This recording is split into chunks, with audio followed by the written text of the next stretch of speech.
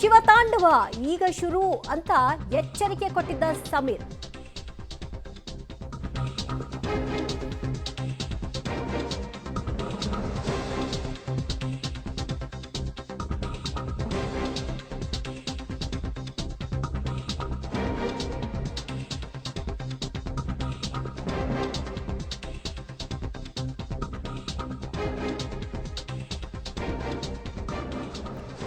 ಬುರುಡೆ man ಬಂದ ನಂತರದಲ್ಲಿ ಶಿವತಾಂಡವ ಈಗ ಶುರು ಅನ್ನುವಂತಹ ಒಂದು ಲೈನ್ ಅನ್ನ ಹೇಳೋ ಮೂಲಕವಾಗಿ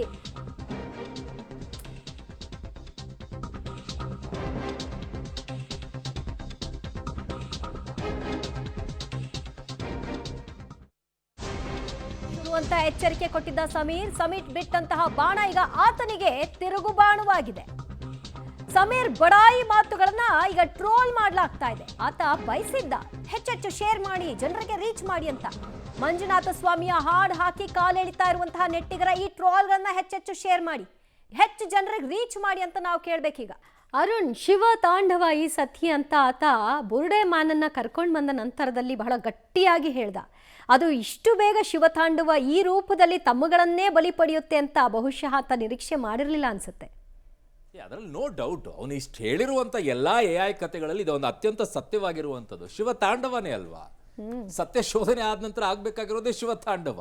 ಆ ಶಿವತಾಂಡವ ಈಗ ಆರಂಭವಾಗಿದೆ. ಆ ತಾಂಡವದಲ್ಲಿ ಯಾರ್ಯಾರು ಭಸ್ಮ ಆಗ್ತಾರೋ ಗೊತ್ತಿಲ್ಲ. ಮೂರನೇ ಕಣ್ಣಂತೂ ಬಿಟ್ಟಾಗಿದೆ. ಮಾಡಿರುವಂಥ ಆಟಗಳಿಗೆ, ಆಡಿರುವಂಥ ಆಟಗಳೇನಿದ್ದಾವೆ ಅದಕ್ಕೆಲ್ಲವೂ ಕೂಡ ಉತ್ತರ ಸಿಗತ್ತೆ. ಯಾವ ರೀತಿಯಾಗಿ ಸಿಗಬೇಕು ಆ ರೀತಿಯಲ್ಲೇ ಸಿಗುತ್ತೆ. ಒಂದೊಂದ ಎರಡೆರಡ ಕಥೆಗಳನ್ನು ಕಟ್ಟಿರುವಂಥ ರೀತಿಗಳನ್ನು ನೋಡ್ತಾ ಇದ್ರು ಇವರೆಲ್ಲ. ಸಮಾಜದ ಬಗ್ಗೆ ಕಾಳಜಿ ಇಲ್ಲದೆ ಇರುವಂಥ ವ್ಯಕ್ತಿಗಳು ಆಡುವಂಥ ರೀತಿಗಳಿದು. ಒಂದು ಪರಿಣಾಮ ಇನ್ನೊಂದು ರೀತಿಯಾಗಿ ಯಾವ ರೀತಿಯಾಗಿ ಎಫೆಕ್ಟ್ ಆಗುತ್ತೆ ಅನ್ನುವಂಥ ಕನಿಷ್ಠ ಜ್ಞಾನವೂ ಇಲ್ಲದೆ ಇರುವಂಥ ವರ್ತಿಸಿರುವಂಥ ಈ ಪುಂಡಾಟಗಳು ಕೆಲವರು ಮಾಡಿರುವಂಥದ್ದು. ಇದು ಒಂದರ ಮೇಲೆ ಪರಿಣಾಮ ಬೀರುತ್ತೆ. ಈ ವ್ಯಕ್ತಿಯ ಬಗ್ಗೆ ಹೇಳಬೇಕು ದಿವ್ಯಾ, ಅಜ್ಮೀರ್ ದರ್ಗಾ ವಿಚಾರದಲ್ಲಿ ಒಂದು ಪೋಸ್ಟ್ ಹಾಕ್ತಾರೆ. ಅದು ಪವಿತ್ರವಾಗಿರುವಂಥ ಜಾಗ ಅಂತ ಹೇಳ್ತಾನೆ, ಇವನು ತನ್ನ ಬರ್ತ್ಡೇ ಆಚರಿಸ್ಕೊಂಡು ಹೋಗೋಕ್ಕೆ. ಆದರೆ ಇಲ್ಯಾಕೆ ಈ ರೀತಿಯಾಗಿ ಮಾತಾಡ್ತಾನೆ? ಯಾಕಿಂಥ ಮಾನಸಿಕತೆ ಇದಿರೋದು? ಇದು ಮಾನಸಿಕತೆ, ಇದು ಸೆಕ್ಯುಲರಿಸಮ್. ಯಾವ ರೀತಿಯಲ್ಲಿ ವರ್ತಿಸ್ತಾರೆ ಇವರು? ಇಲ್ಲಿದು ಮಾತ್ರ ಪವಿತ್ರತೆ ಇಲ್ಲ, ಇಲ್ಲಿರುವಂಥ ಧರ್ಮಾಧಿಕಾರಿ ಬಗ್ಗೆ ಮಾತನಾಡೋದು, ಈ ಕ್ಷೇತ್ರದ ಬಗ್ಗೆ ಮಾತನಾಡೋದು, ಅವ್ರ ವಿಚಾರದಲ್ಲಿ ಬಂದಾಗ ಮಾತ್ರ ಅದು ಪವಿತ್ರವಾಗಿರುವಂಥ ಜಾಗ, ಅಲ್ಲಿ ಸುತ್ತಮುತ್ತಲೂ ಆಗಿದೆ, ಅದಕ್ಕೂ ಸಂಬಂಧ ಇಲ್ಲ ಅಂತ ವ್ಯಾಖ್ಯಾನ ಮಾಡ್ತಾರೆ. ಇಂಥವರನ್ನ ನಂಬಬೇಕು, ಇಂಥವ್ರನ್ನ ನಂಬಿಕೊಂಡು ತುಂಬಾ ಜನ ಪ್ರಶ್ನೆ ಮಾಡಿ ಧರ್ಮಸ್ಥಳಕ್ಕೂ ಹೋಗದೇ ಇರೋ ರೀತಿಯಲ್ಲಿದ್ದಾರೆ. ಆಗ್ಲಿ ಬಿಡು ನೋಡೋಣ ಅನ್ನುವಂಥ ಆ ಮಾನಸಿಕತೆ ಇರೋದು ಈಗಲೂ ಕೂಡ ಸಮಾಜದಲ್ಲಿದೆ. ಇನ್ನೂ ಅನುಮಾನದ ದೃಷ್ಟಿಯಲ್ಲೇ ನೋಡ್ತಾರೆ.